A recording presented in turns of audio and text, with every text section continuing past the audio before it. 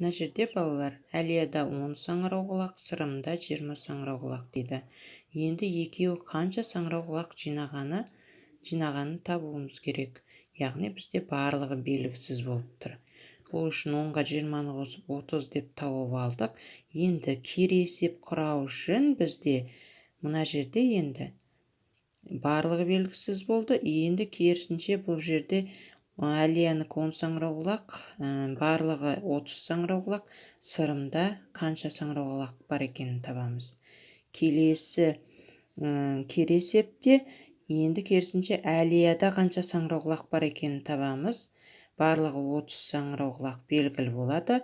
Сырымдікі 20 саңырауқұлақ. Ол үшін Әлияда қанша саңырауқұлақ бар екенін табу үшін 30-дан 20-ны аламыз, 10 болады.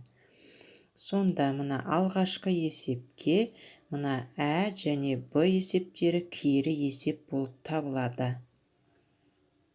Және де кері есептерде балалар осы алғашқы есепте берілген сандар ғана болуы керек. Міне 10, 20, 30 саны.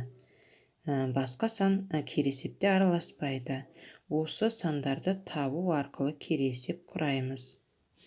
Кері есеп дегеніміз осылай құралады балалар.